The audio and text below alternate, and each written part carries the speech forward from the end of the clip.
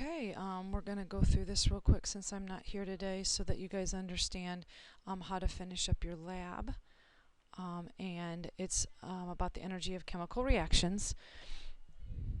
Enthalpy of a reaction is really just the net energy change during a chemical reaction. We've talked a lot about how we've got exothermic and endothermic and how they're opposite of each other.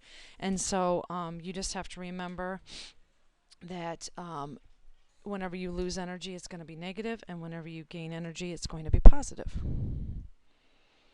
And right here states that again, the endothermic is always positive, exothermic is always negative. The enthalpy of formation, okay, a little bit different than enthalpy of fusion and vaporization. This is enthalpy of formation, so what it takes to make or break a bond when 1 mole of a compound is formed.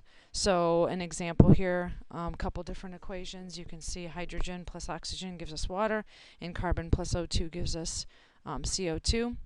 If you look in your appendix in your book, I believe it's page 468, 438, it's in the 400s. You're going to look up hydrogen, H2, or you're going to look up H2O in a gas state. H2 you're probably not going to find because this is an elemental form. That's how it's found naturally. So there won't be anything there. But if you look up water with a G behind it here in a gas state, you're going to find an HF value. Okay, and you'll find those values, and that's what we're going to be using. So again, reactants are going to be broken apart and products are going to be formed. So breaking apart the reactants is the opposite of forming the products, so that's why they have opposite signs. And then the overall enthalpy of the reaction is the opposite of HF for the reactants and for the products, so they're the opposite signs. Okay, this is not the way a reaction occurs. Reactants break apart and then rearrange. Remember that for this to happen, you have to have collisions, you have to have enough energy, and you have to have enough, you have to have correct orientation. Okay, so we'll be talking about that a little bit later too. This is the equation we'll use, is that the formation for the whole reaction is equal to the sum of the H of F's for the product minus the sum of the reactants. Okay, so another way of writing it is just right here below. Okay, so we're going to add up the H of F's for all the products, and we're going to subtract from that all of the reactants.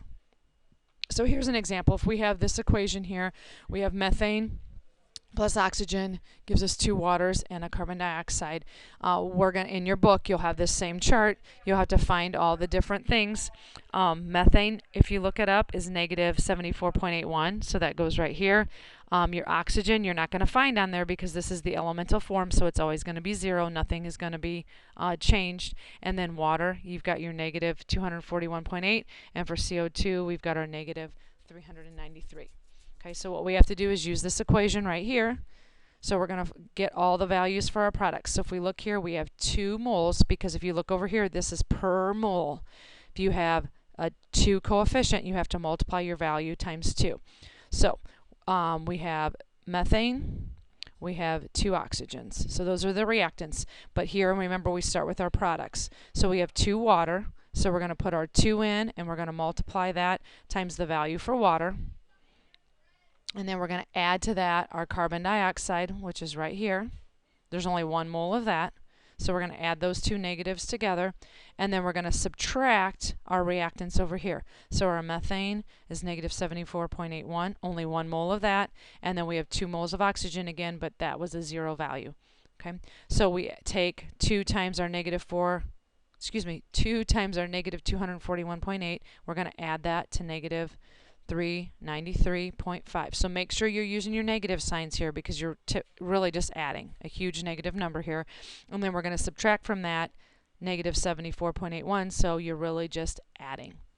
And you should get this number here. So that's an example of how we're going to be working through the last part of your lab there. You have your balanced equation for a reaction between sodium hydroxide and hydrochloric acid. So you're going to have to use your book to find those values and use this equation just like we did here. Take your reactants and your products here and then subtract those 2 from each other. There's another example here. This is all linked on Moodle too, so you guys can go onto the Moodle. But again, it shows you if you have 2 CO2s We have 4 waters this time, so you're multiplying 4 times your value, and then we're going to subtract from that 2 times our value here for our alcohol, and then this is our elemental state again, so it's going to be 3 times 0. You add those all up and you get negative 1453. So those examples again are on the Moodle. If you want to bring that up again, or if you want to watch the video one more time, that's perfectly fine too.